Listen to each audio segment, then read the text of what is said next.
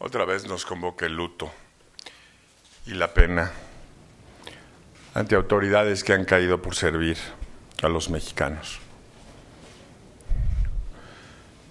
Desde la Secretaría de Gobernación, desde el corazón político del sistema mexicano,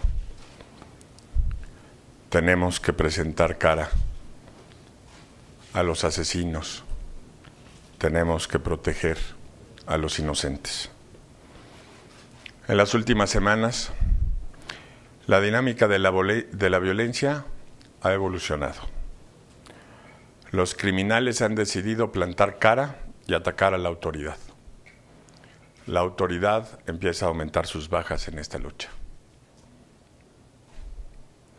A continuación, daré los nombres de aquellos compañeros de lucha, de aquellos funcionarios públicos que han muerto por la patria.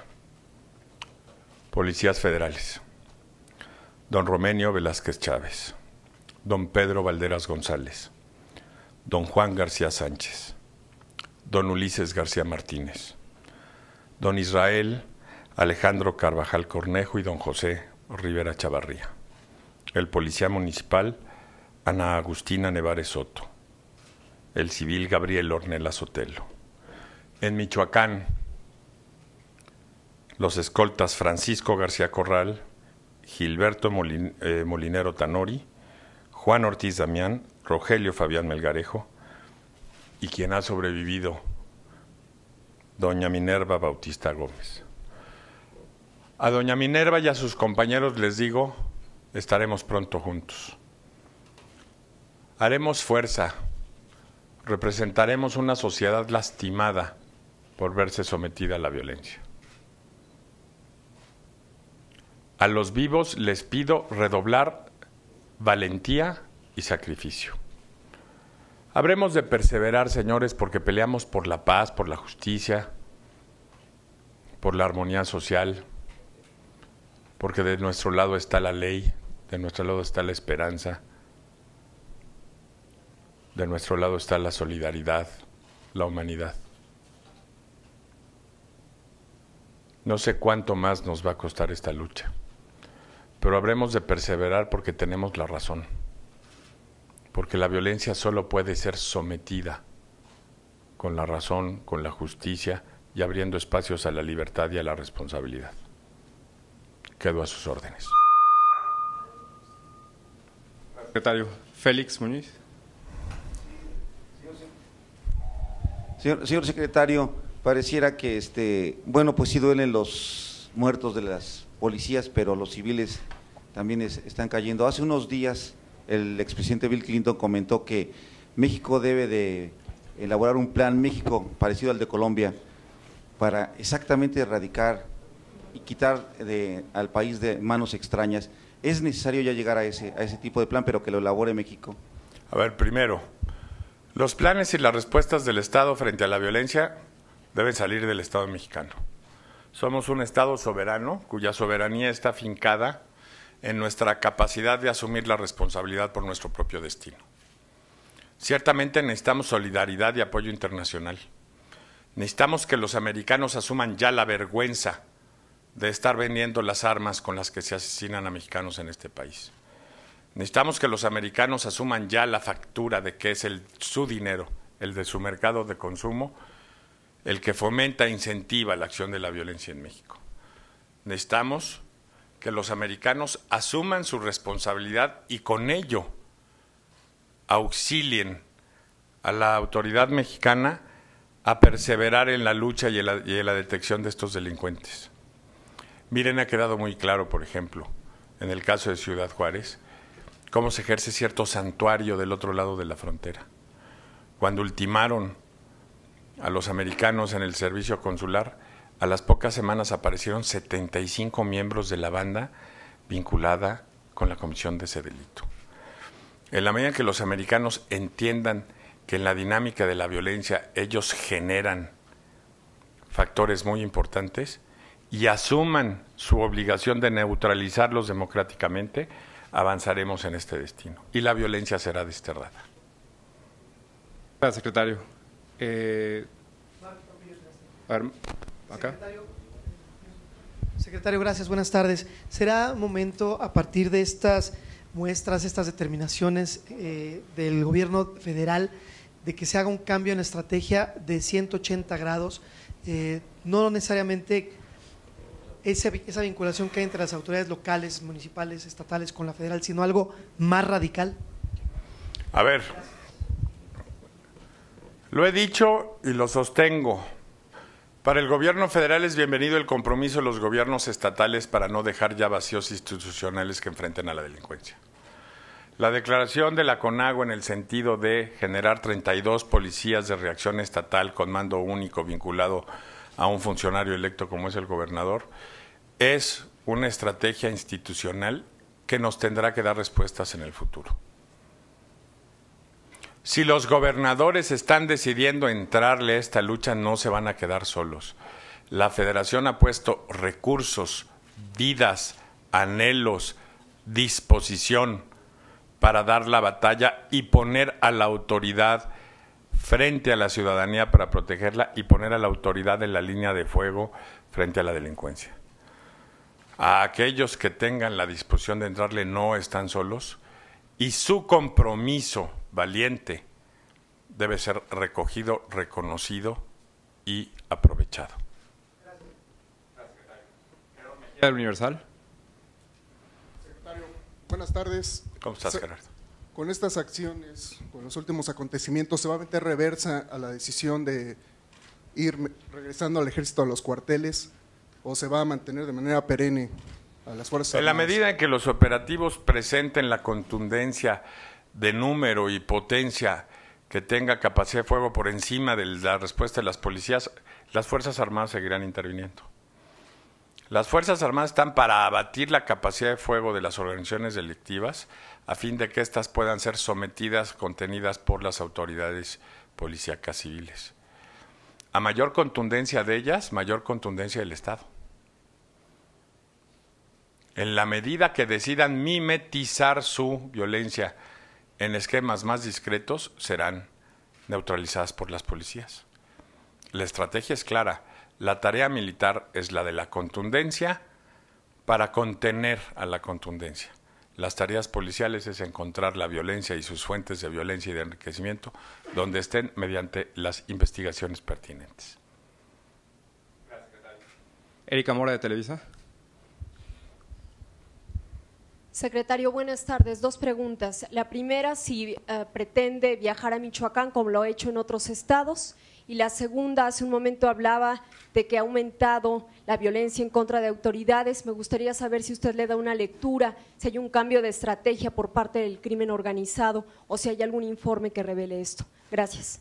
Primero, están los hechos recientes. Michoacán y Juárez son claros. Sí, como he dicho, ha cambiado la dinámica de la violencia. Los inventarios de personas y sicarios que tiene la delincuencia organizada se han ido reduciendo de manera notable y ellos están tratando de dirigir su capacidad de fuego a aquello a lo que más temen en este momento, que es a la autoridad.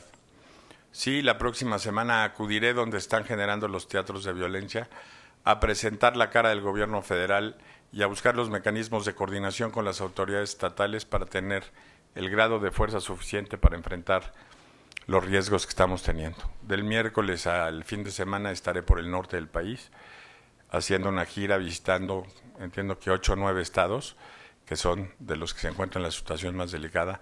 Asumo que uno de ellos será Michoacán. Gracias, secretario.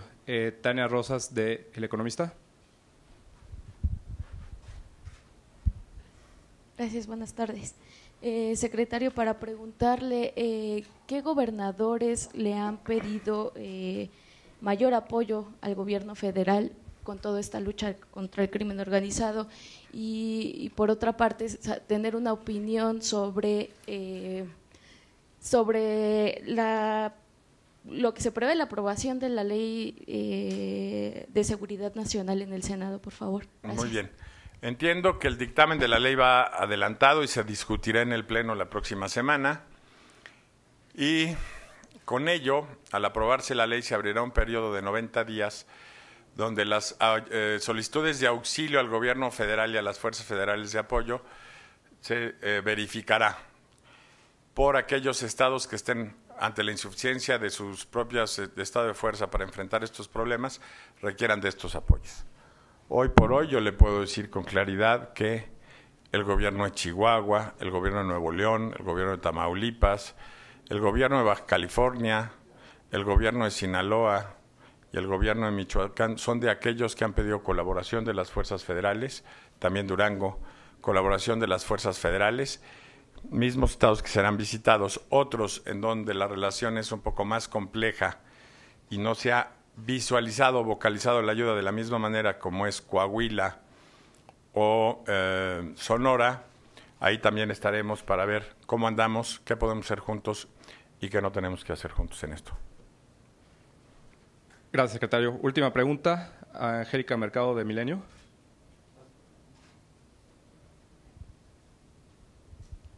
Sí, buenas tardes, secretario. Precisamente sobre la Ley de Seguridad Nacional, este asunto de que se incluyó para que los militares, cuando afecten a civiles, sean juzgados por tribunales del Foro Común. ¿Cuál es la apreciación de la Secretaría de Gobernación una vez que ofreció que se va a mandar una reforma al Foro Militar? Gracias. Acudí en representación del gobierno ante el Senado de la República a ofrecer nuestro compromiso que en el mes de septiembre presentaremos una reforma al fuero y a la justicia militar. Es un eje fundamental de esta lucha es que la participación del ejército se dé con absoluta disciplina y obediencia a los mandos superiores. La competencia militar está para garantizar que en las acciones de combate que realicen los soldados y marinos cumplan plenamente las órdenes con los grados de autorización de uso de la fuerza que se deriven de la ley. Por ello, se establecerá o se propondrá ante el Congreso cuando menos dos ordenamientos, una reforma al Código de Justicia Militar para establecer cuándo hay competencia civil y cuándo hay competencia de los tribunales militares, y una reestructura o reforma estructural de la justicia militar, y el otro, aquellas reglas sobre el uso de la fuerza en situaciones de peligro a las que están autorizados a acudir las fuerzas federales en un momento dado. Este será un ejercicio que se haga con ellos. Señores, sí, díganme. Secretaria de Seguridad Pública de Michoacán. Y otra pregunta, han tenido ya reuniones, severas reuniones entre Estados Unidos y México, y usted hace un llamado a que Estados Unidos ya asuma su responsabilidad. ¿Qué frutos entonces han tenido esas reuniones si se vuelve a hacer esta Como se sabe, están las asistencias técnicas y tecnológicas derivadas de Iniciativa Mérida, el reconocimiento de su corresponsabilidad como gobierno en la atención de este asunto. No es poco, pero no es suficiente. Yo estaré en Washington la siguiente semana. Iré a visitar a mi colega Napolitano para trabajar sobre los avances en este sentido y seguramente tendré algunas entrevistas con congresistas americanos para ir afinando los espacios políticos y diplomáticos para esa estrategia.